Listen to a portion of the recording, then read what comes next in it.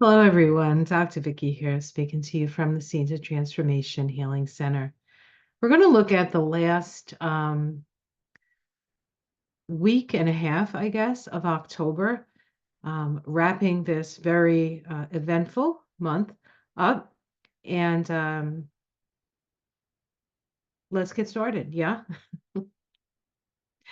All right.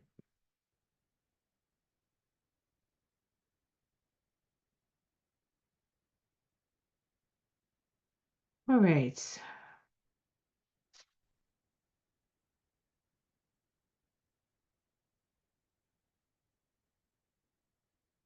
So today is Monday, the 21st. And yesterday we had a inconjunct of the Sun to Neptune. Inconjuncts require adjustments. This particular inconjunct requires a adjustment in the way in our emotions around something, in our feelings around something. It says here, your energy often finds itself entangled in the nebulous and idealistic, leading to a sense of disorientation. That's very true of most interactions with Neptune, not all, but especially when we're dealing with aspects that are a little bit more difficult. Um, Inconjuncts tend to be irritating. So it's like there's this sense of missing the mark, missing the mark. And the sun likes clarity, and Neptune obfuscates. So it's very sort of, it's a difficult energy to work with, not so much if you're a creative necessarily, but if you're one of these logical people that like to know the reasons why and stuff. And even creatives can have an issue with this. The sun at this point is in a yod with Neptune and Uranus. Objective self examination is necessary. That inconjunct to Uranus happened the day before. So Saturday and Sunday, we had the sun uh, being literally squeezed, it's like a pimple, really, between Neptune and Uranus, requiring adjustments in the sun, our ego. Both Neptune and Uranus are transpersonal planets that are opening up our consciousness to higher vibrational frequencies, to a higher awareness, and a more inclusive awareness. One of the things that's happening, I think, that we don't really talk about all that much, but I want to say that this is really something happening, is that we're actually becoming more sensitive to the collective. And many of us, for many years we could live our lives in relative what's the word I'm looking for, ignorance, and not purposeful ignorance, but just it wasn't in our attention, it wasn't in our purview. It's not something we tend to see the things we focus on.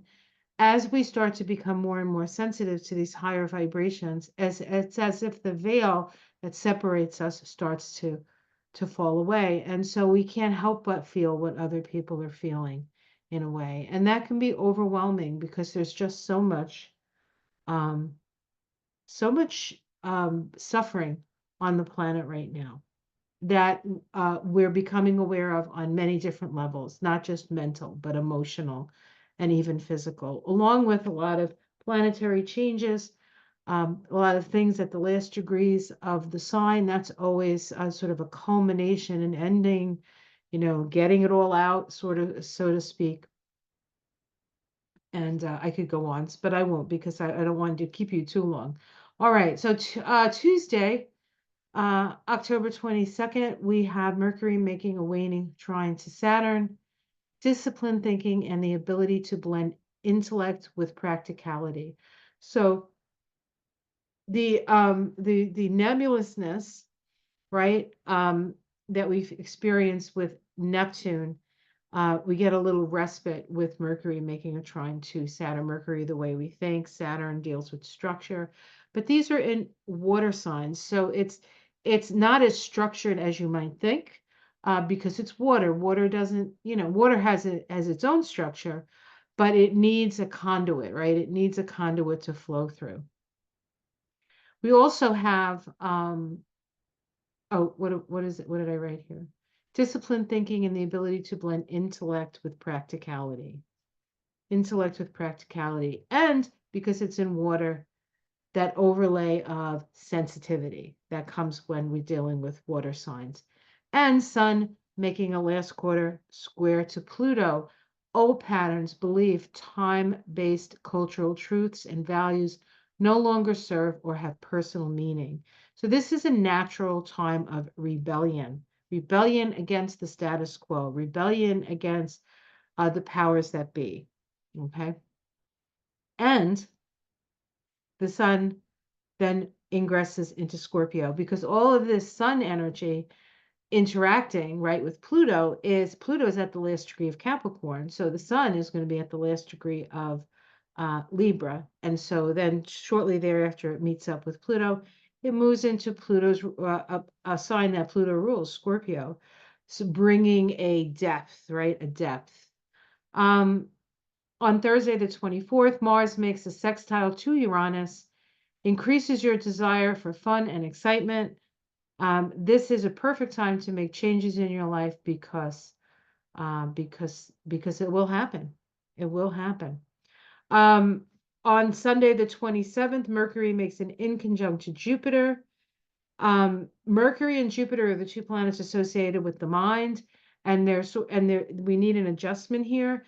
This adjustment is an emotional adjustment, again, not the easiest kind to make. Pay attention to details, especially because you'd rather not. So, got to be a little bit more disciplined than maybe you're willing, than you actually want to be. All right. Okay, so on the 28th of October, that's Monday, Mars trines Neptune. Mars-Neptune combinations are usually not all that happy, lest it's a trine or a sextile.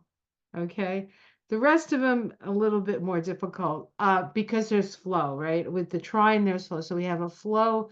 We have Mars in Cancer, trining Neptune in Pisces, a flow of energy acting on your ideals. And also, you can act on your delusions. Now, one of the things I want to mention about Mars trine Neptune is Mars is at the last in the last degrees of Cancer. Neptune is in the last degrees of Pisces. Cancer rules the oceans, the shoreline. Neptune rules the oceans. There's a lot of water in the chart still. I have said this all month, and all month we've been having water things. So I'm not sure we're out of the woods when it comes to big water events. So just keep your eyes peeled, listen to the news, listen to the weather. If you're in one of those areas, please take precautions. We also have on Monday, Venus making a last quarter square to Saturn. This can indicate tension and conflict in family relationships. Saturn wants to boss Venus around. Venus isn't all that interested in getting bossed around. And there you go. On Tuesday, the 29th, we have actually two interesting aspects. Don't usually talk about these aspects. We have Mars making a sesquiquadrate to Saturn. Sesquiquadrate is a 135-degree aspect. It's like a square and a half. So it's half the fun, double the fun, 3/4 of the fun. I'm not sure. It's not all that fun, actually. But it says you're consciously your conscience may frequently inhibit your spontaneous actions, causing you to question your intent and authenticity. That's Saturn. Saturn's like, what are you doing? What are you doing, Mars? Mars just wants to be free. And Saturn's like, what are you doing, Mars? And Venus makes a semi-square to Pluto. You're like, I haven't heard these terms before. These are aspects that are considered, is it 8? They're connected to the number 8, which is karmic, right? So the aspects that are connected to 8 are the conjunction, the semi-square, the square, the sesquiquadrate, the opposition. So those are the aspects. And, 8 is an energy of as you sow, so shall you reap. It's a karmic number. We're in an 8 year.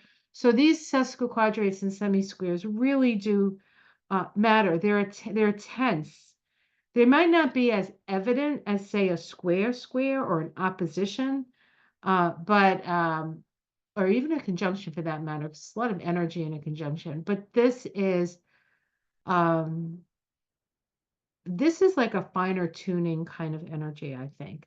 So anyway, Venus semi-square Pluto, issues of control, jealousy, and power over. Well, doesn't Venus know all about that? Wednesday the 30th, we have Mercury opposing Uranus at 26, Scorpio Taurus. This is the halfway point of the Mercury-Uranus synod, a point of awareness of the seeds planted at the conjunction that a conjunction happened at the end of May at 25 degrees of Taurus. On Thursday, the 31st, Halloween, Samhain, All Hallows Eve, call it what you want. Mercury makes a waning trine to Neptune. This is a flow of energy. It's a time of understanding. This can stimulate our creativity, imagination, sensitivity, and spirituality. It's also Mercury trining Neptune. If you're inclined to hear spirit, you will hear spirit. If you're not inclined to hear spirit, you will hear spirit.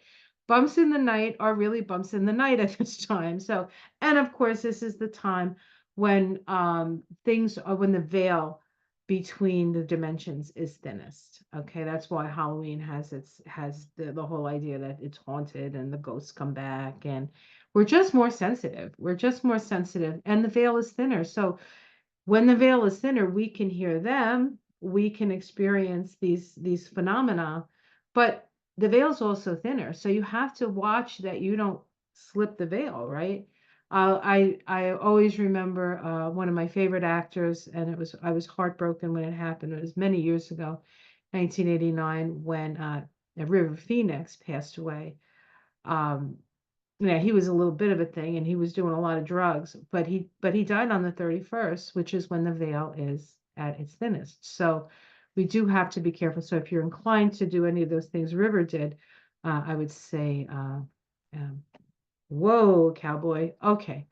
All right. And then just one before we get off this page, just as a reminder, we're in an 8 vibrational year. We're in a 10 month. This is the Wheel of Fortune. This is the Strength card. When you add that together, we get the Moon, 18-9. And this path is the path of the forces of nature. Hurricanes, tornadoes, whatever. This is the path. Now you might say, oh no. So when we get out of this month, it'll be done, right? Well, Neptune is here. This is the path of Pisces. And now Neptune's there. And Neptune's been there since 2011. And a lot of these really big sort of events, tsunami, this, that, and the other thing, have happened when when Neptune has been in Pisces. So that's just something to be aware of. Be aware and take care. Okay, let's try to get through this without keeping you too long here. So here's this is the trine between Mercury and Saturn. It's a disseminating trine. Disseminating trine has the overlay energy of Sagittarius.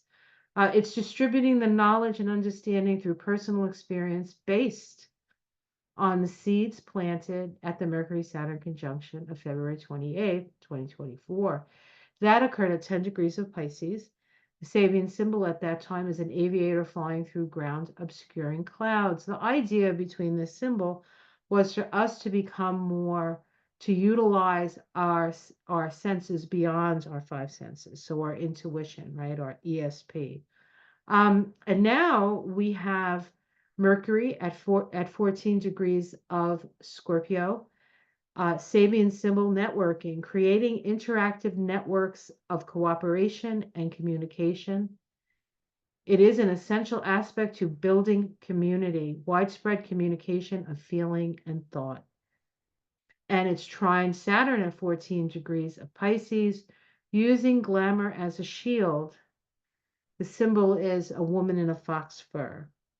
The real purpose is not revealed by their glamour, but the real person is. Protect yourself from unwanted, intrusive energies. So this really is utilizing your intuition. really around what you're going to allow in your life and what you're not going to allow in your life, what you're going to allow in your energy field and what you're not going to allow in your energy field. These trines disseminate information. So if you have information about this, your own personal experience perhaps, or you may know about this, this is psychic boundaries, but it's also real boundaries, not just psychic boundaries. And so you get to decide what you're going to let in and what you're not going to let in. Okay. All right. Also on Tuesday, we have the Sun square Pluto. This is an interesting aspect because back in January, January 20th to be exact, the Sun conjoined Pluto at 30 degrees of Capricorn. It was 29 degrees, 59 minutes, the last nanosecond. That Capricorn, that Pluto was in Capricorn with the Sun. And then later that day, both the Sun and Pluto moved into Aquarius. So they made it, the Sun and Pluto made a conjunction. It was their last conjunction they would ever make in the sign of Capricorn. And it was at the last second of Capricorn, which has its own power, right? That 30 degrees of Capricorn where Pluto's been sitting now since for a while, but well, actually September 1st, moved back into Capricorn September 1st, and we'll be there until November 19th. So we still have some time with Pluto in Capricorn. But this cycle began back then at 30 degrees of Capricorn. Society is structured hierarchically, and there are small groups of people who secretly direct the course of history. That was the conjunction. Now, Capricorn's at the same place, right? It moved into Aquarius, and then it moved back into Capricorn, but has not left that last degree. So the degree of Pluto is the same, but now we have the Sun at 30 degrees of Libra.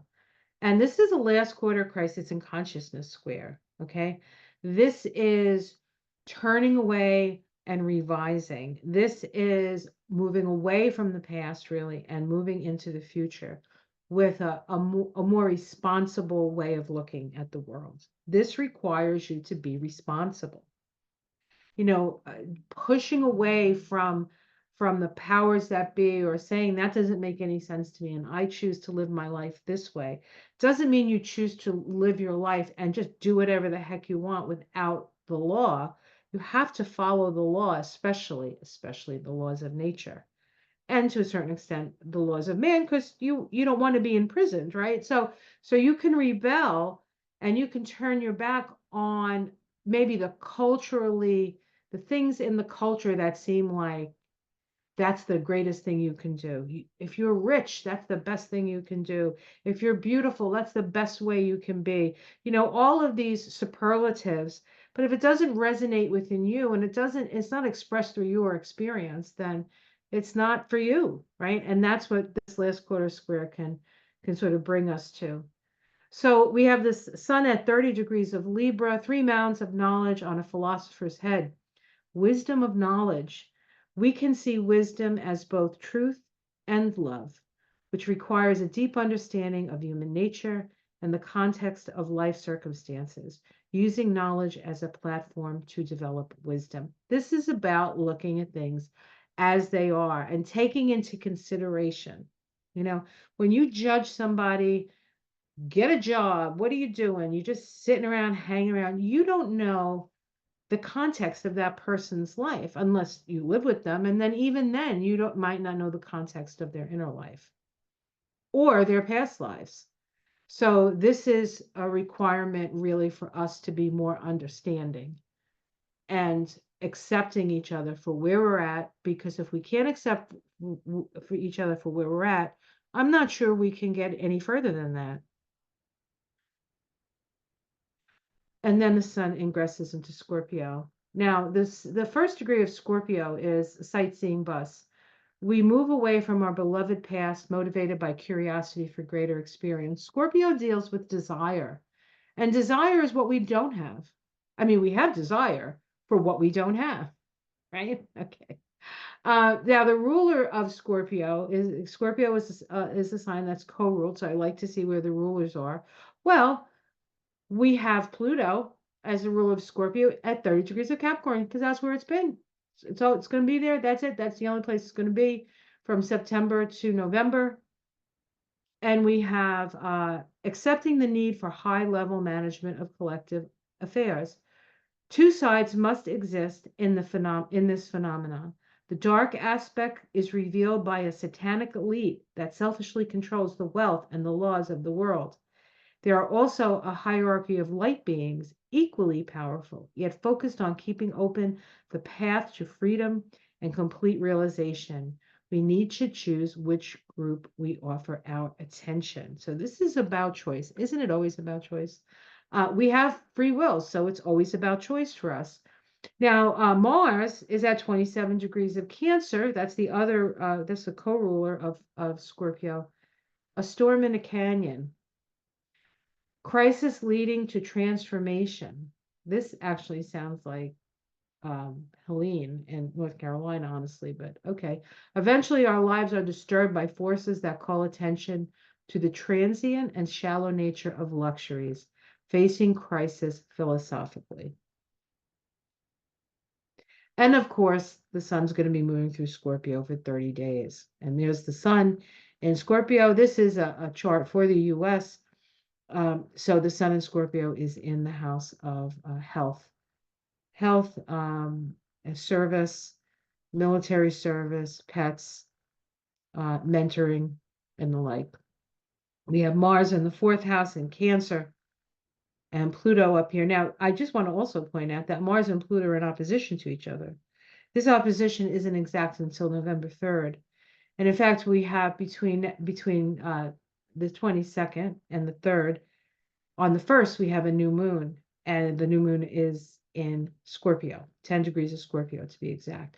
So those two planets are active in that new moon, and they're opposite each other. And this opposition between Mars and Pluto will be the last time Mars opposes Pluto or Pluto opposes Mars from Capricorn.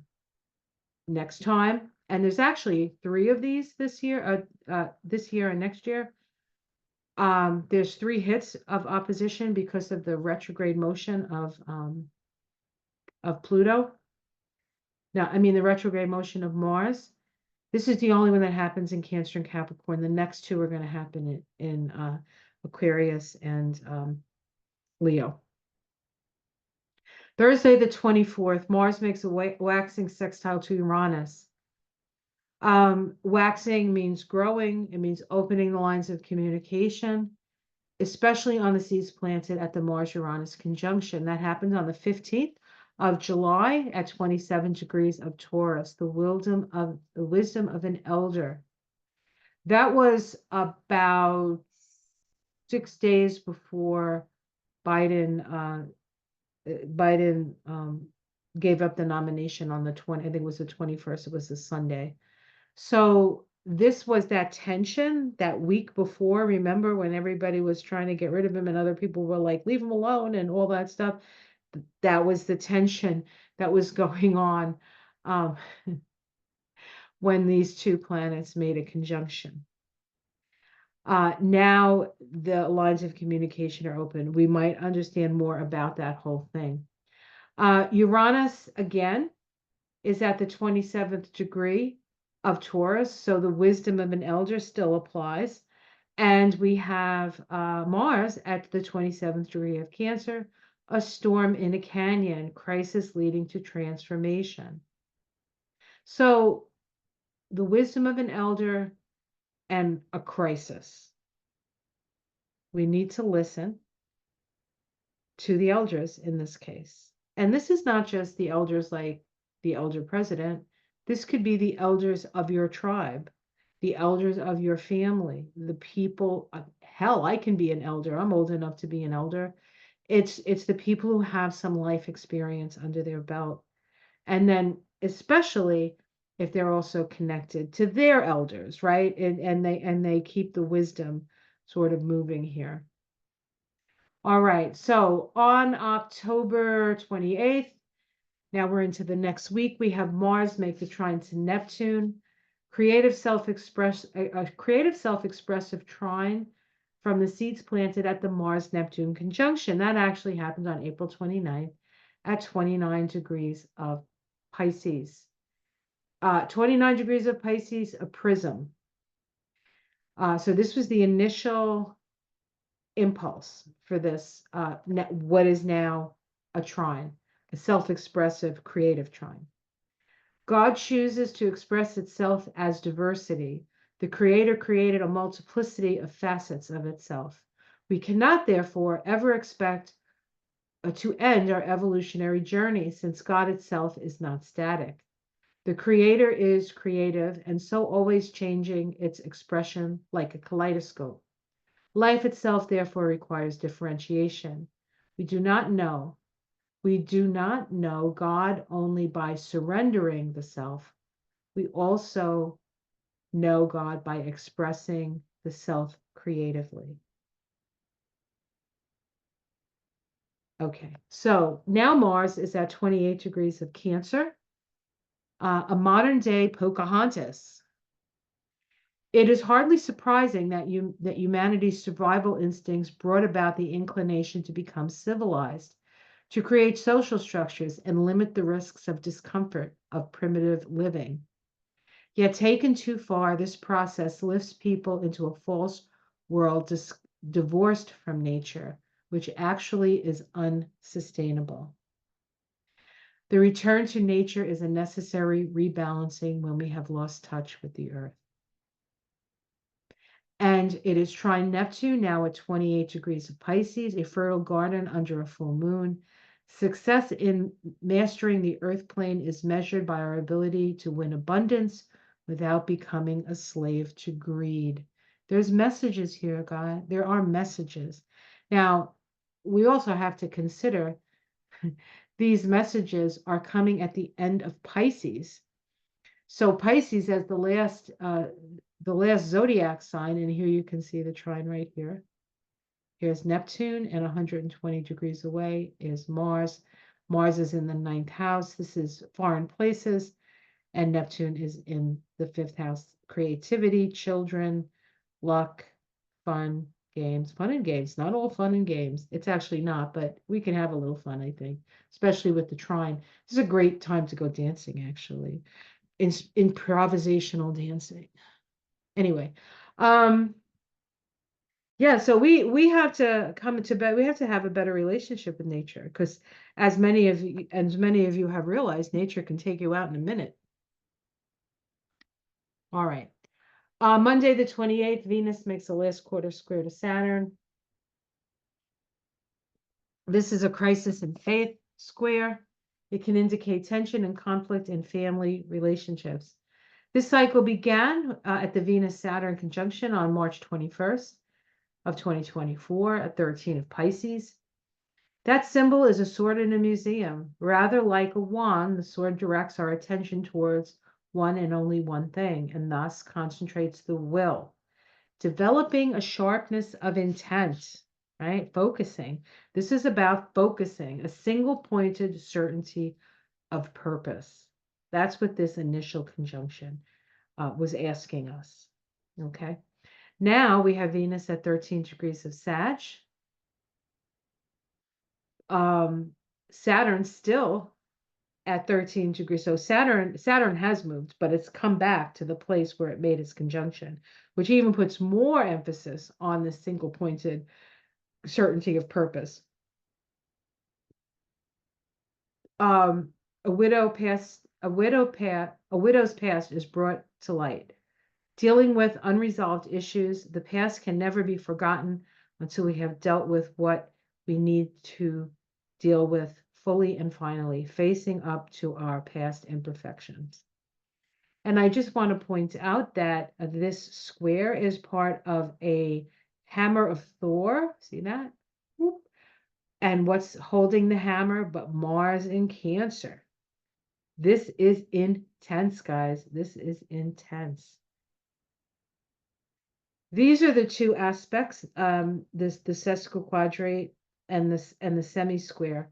And I'll just read these to you. These are happening on the same day. And as I read them, just note this is the vibration of the day, right? The 4711 vibration. It says Mars waxing sesquiquadrate Saturn. Your conscience may frequently inhibit your spontaneous actions, causing you to question your intent and authenticity.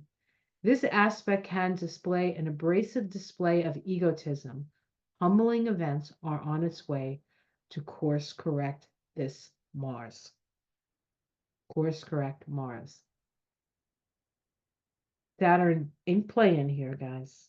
Saturn ain't playing. Venus semi-square Pluto.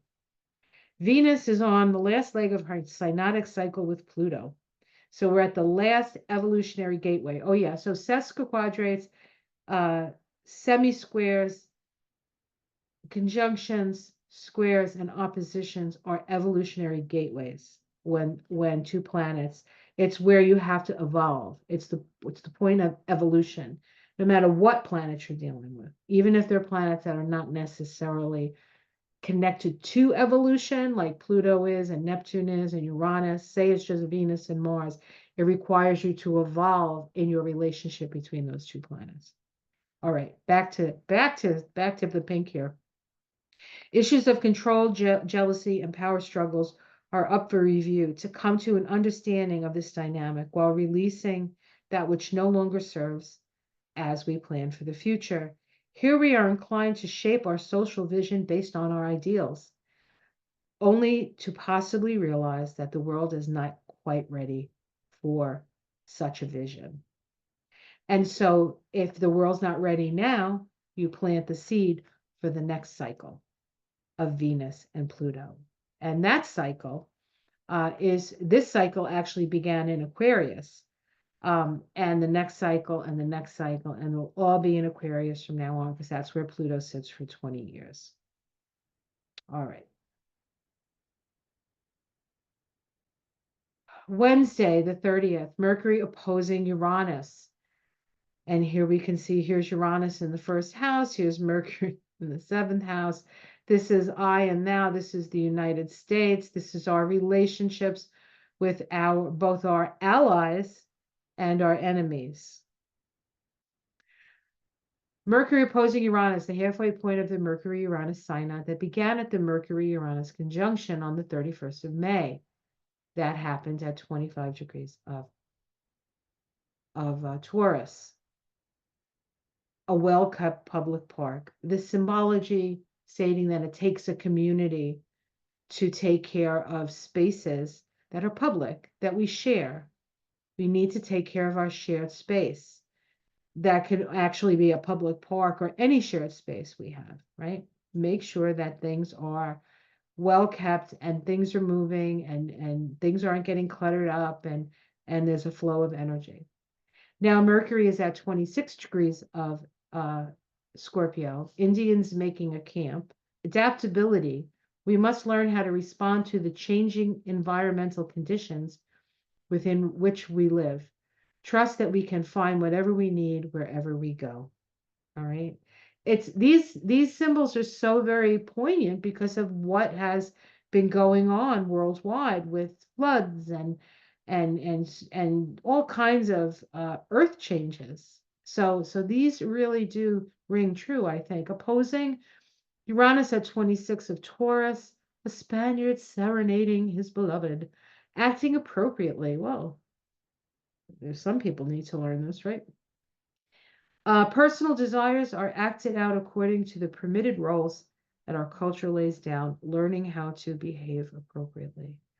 So we have to be appropriate and not like appropriate, like politically correct appropriate. That's not the kindness. Like kindness is appropriate here. And adaptable. Adaptable and kind. And the last day of October, Mercury makes a waning trine to Neptune. The voice of spirit informs us, sharing our knowledge and understanding, a flow of healing energy. Boy, don't we need this at the end of October? Don't we need this every day? We can have it right now. We don't have to wait till the end of October. Initial conjunction occurred at 28 of Pisces, a fertile garden under a full moon. Enough is a feast. Again, you've heard this before. Success in mastering the earth plane is measured by our ability to win abundance without becoming a slave to greed. It is now trine to Mars at 28 degrees of Scorpio. The king of the fairies approaching his domain, inner sovereignty.